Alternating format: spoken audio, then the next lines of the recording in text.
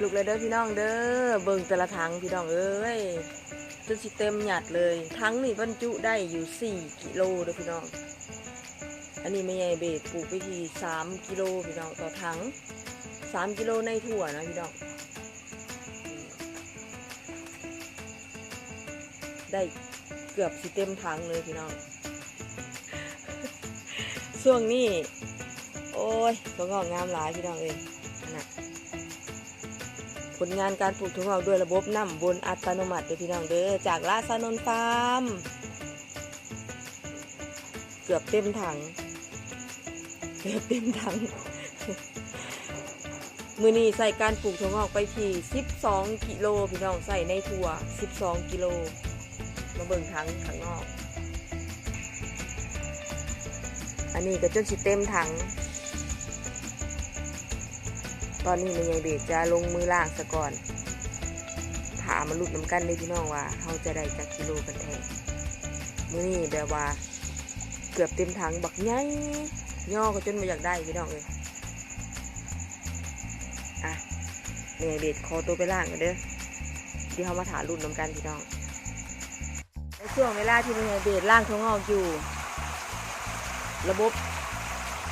น้ำเขาแม่ใหญ่เบสเขาก็จะให้น้ำปกติพี่น้องโดยที่เราบ่ต้องกังวลมาล่างโดยที่เราบ่ต้องกังวลมาหดถั่วงอกต้องมาดูแลมันต่างๆพี่น้องอันนี้คือเขาเห็ดเบี้ยให้เราเรียบร้อยในขณะที่เขานอนรับอยู่เขาก็เห็ดเบี้ยปกติพี่น้องอันนี้จะเป็นสูตรปลูกเมื่อวานนี่เลยพี่น้องเลยน้ำก็จะขุ่นๆแบบนี้จะสีประมาณนี้แหละเพราะว่าเป็นสีจากเปลือกถั่วเข้าในพี่น้องเขาก็เห็ดเบี้ยปกติสำหรับพี่น้องทางบ้านที่กำลังลังเลเนาะคือโบต้องลังเลพี่น้องระบบเป็นตัวจัดการให้เฮาในเวลาในการปลูกถั่วงอกด้วยระบบน้ำวนแบบนี้เฮาจะบ่ยุ่งยากบ่เสียเวลาเฮาก็สามารถจัดการเวลาของเฮาได้พี่น้องเฮาก็จะไปเฮ็ดเวียกแนวอื่นก็ได้คือสะดวกสบายพี่น้องเหมาะกับคนสมัยนี้พี่น้องเอ้ยสำเร็จแล้วเด้อพี่น้องเด้อการล้างถั่วงอกของแม่ใหญ่เบสมื้อนี้ถั่วงอกก็หลายแห้งพี่น้อง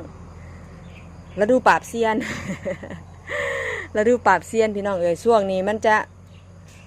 อากาศบ่นิ่งเนาะบุดหนึ่งร้อนบุดหนึ่งหนาวบุดหนึ่งฝนตกจังซี่นะก็จะประมาณนี้ถั่วงอกก็จะมีสันมียาปนเปกันไปพี่น้องเอ้ย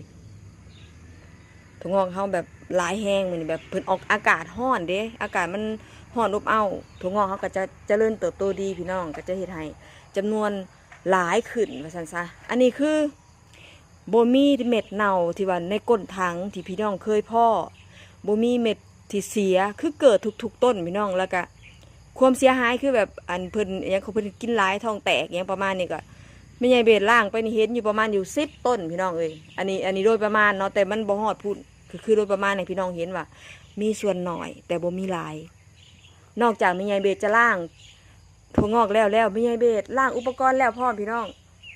นั่นอุปกรณ์คือเป็นตัวที่สำคัญเนาะแม่ใหญ่เบสให้ความสำคัญในการทำความสะอาดพี่น้องทั้งบ้านก็เช่นเดียวกันเนาะถ้าล่างถั่วงอกแล้วอย่าลืมล่างอุปกรณ์ที่พี่น้องปลูกนั่นเองเพราะว่ามันจะเป็นโตที่แบบเสื้อโรคมันจะหมักอยู่เสื้อราจังซี่นะเพราะว่าเฮาปลูกในพื้นที่แบบเก่าๆแล้วก็ความสะอาดประมาณนี้เนาะความสะอาดบ่ทั่วถึง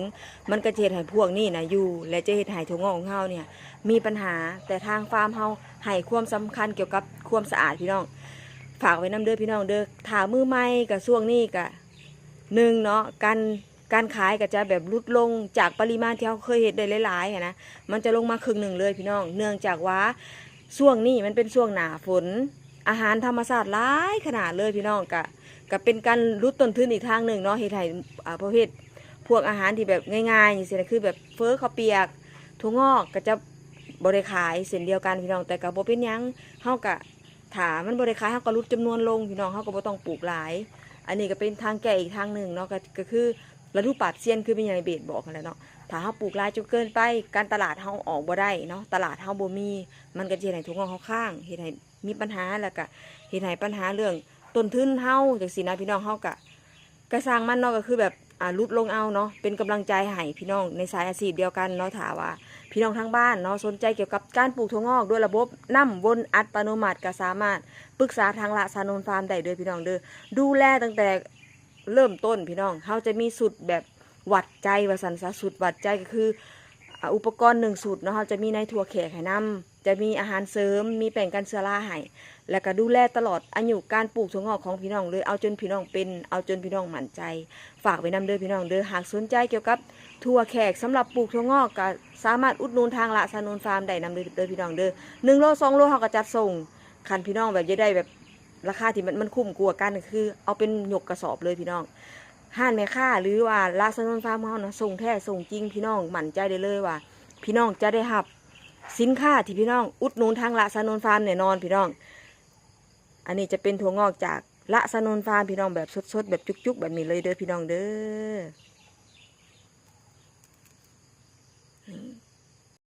เด้อพี่น้องเด้อได้136 กิโลพี่น้องมื้อนี้ใส่ถั่วไปอยู่ที่12 กิโลเฉลี่ย11.32 กิโลต่อ1 กิโลในถั่วเด้อพี่น้องเด้อมื้อนี้แม่ใหญ่เบสก็จะเตรียมไปส่งก่อนหลายขนาดเลยมื้อนี้ฝากไว้นำเด้อพี่น้องเด้อถั่วงอกสดๆจากละสานนฟาร์ม